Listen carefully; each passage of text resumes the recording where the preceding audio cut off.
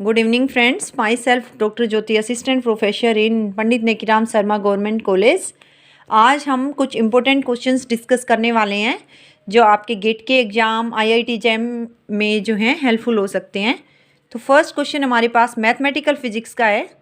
First question हमारे पास ये है, if the surface integral of the field A x y z का फंक्शन है, स्टेटमेंट है, over the closed surface of an arbitrary unit sphere is to be 0, then the relationship between alpha, beta and gamma is। हमारे पास जो है first option है A alpha plus beta by 6 minus gamma is equal to 0।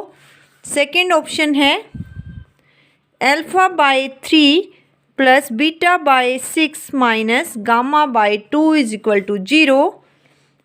Third option है alpha by 2 plus beta minus gamma by 3 is equal to 0। And D option हमारे पास है 2 by alpha plus 1 by beta minus 3 by gamma is equal to 0। तो इसका solution हम देख सकते हैं। हमारे पास जो है इंफॉर्मेशन है unit sphere over the close surface of an arbitrary unit sphere, means इसका वॉल्यूम जो है 1 है। तो we know very well divergence theorem use कीजिए यहाँ पे। According to Gauss divergence theorem, Gauss divergence theorem use कीजिए यहाँ पे। गॉस डाइवर्जेंस थ्योरम क्या करती है, सरफेस इंटीग्रल को वॉल्यूम इंटीग्रल में चेंज करती है। तो over the close surface A dot D S is equal to volume integral, triple integral हो गई sign, del dot A that is divergence होता है ये, इंटू डी वी। अब हमारे पास ए गिवन है तो डेल डॉट ए निकाल सकते हैं हम।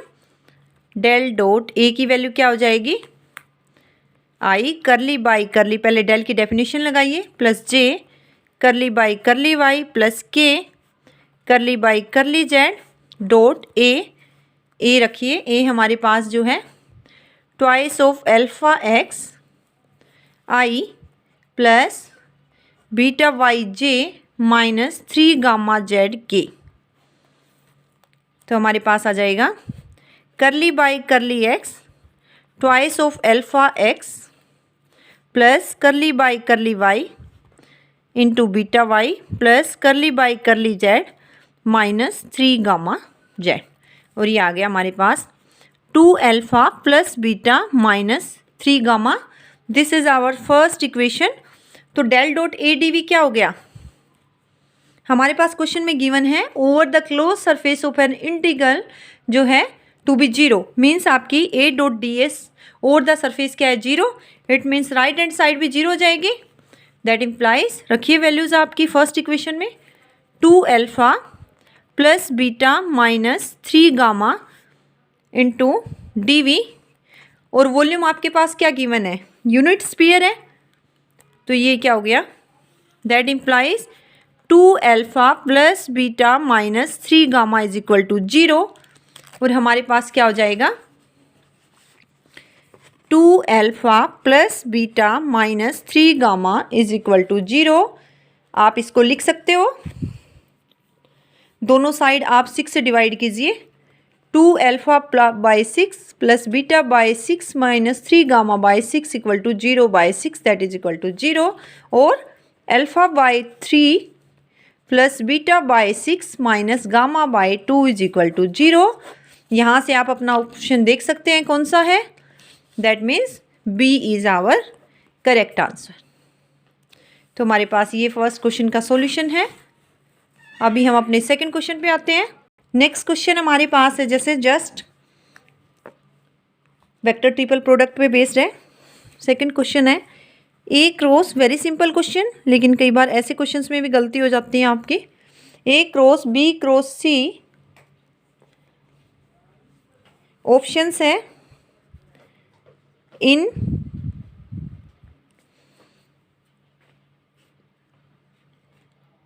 और यहाँ पे हमारे पास जो है वैल्यूज़ गिवन है। ए की वैल्यू हमारे पास है, ए वेक्टर जो है जे प्लस के, बी वेक्टर है 2i plus 3j minus 5k and सी हमारे पास है j माइनस k। तो we have to find out the vector triple product. Options हैं, ए ऑप्शन हमारे पास है इन सेम डायरेक्शन एज सी,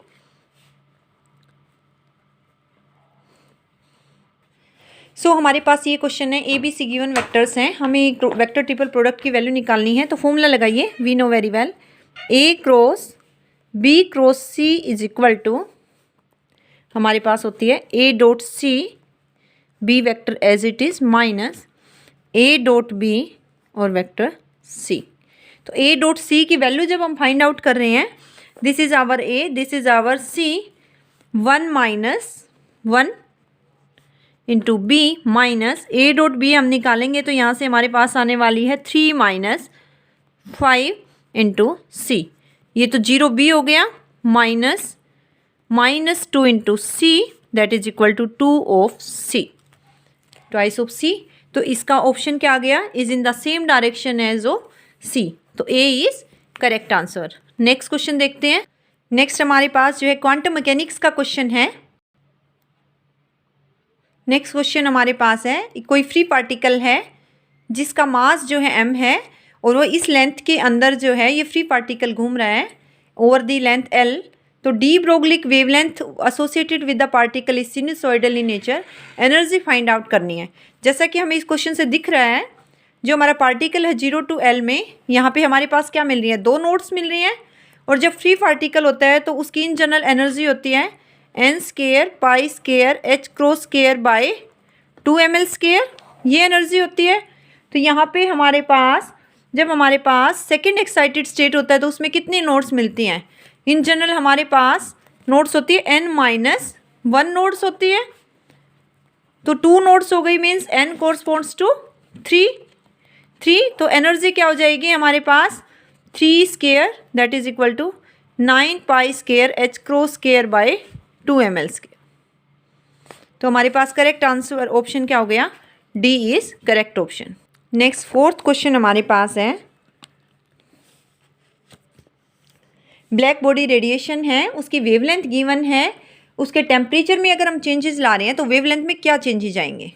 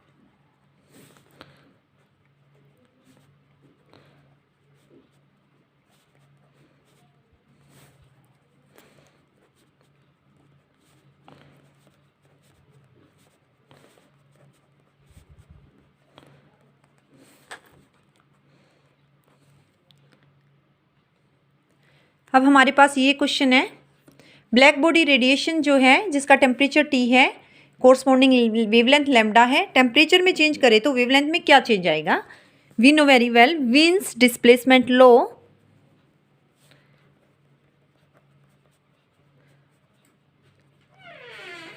ये हमारे पास क्या बोलते हैं, लैम्डा जो है लैम्डा T क्या रहती है, constant, product of lambda into T। तो lambda 1 into T1 is equal to lambda 2 into T2। Lambda हमारे पास इनिशियल वेवलेंथ थी T थी और टेम्परेचर हमने लैम्डा 2 इंटू 40 कर दिया, तो हमारे पास क्या आ गया, it's implies lambda 2 is equal to lambda 5 4। So ours correct option is D. Next question हमारा फिफ्थ है जो एटॉमिक एंड मोलिकुलर फिजिक्स से है। अब हमारे पास नेक्स्ट क्वेश्चन है, पार्टिकल जिसका मास m है, चार्ज q है, सर्कल में मूव कर रहा है मैग्नेटिक फील्ड में, तो बोर्स मॉडल के अकॉर्डिंग इसकी nth लेवल में एनर्जी क्या होगी? तो we know very well, radius of circular orbit जो हमारे पास होता है, radius of circular orbit r is equal to mv by B Q. अब एंगुलर मोमेंटम क्या होता है? सर्कुलर मोशन है हमारे पास बोर्स के according, L is equal to M V into R. R की वैल्यू सब्सटीट्यूट कीजिए, M V into B by Q, that becomes m square v square by b into Q. According to Bohr's model angular momentum हमारे पास क्या रहता है? Quantize रहता है। L is equal to M V R, that is the integral multiple of h cross n into h by 2 पाई। यहाँ से जो हमारे पास आ रही है L की वैल्यू NH बाई 2 पाई है।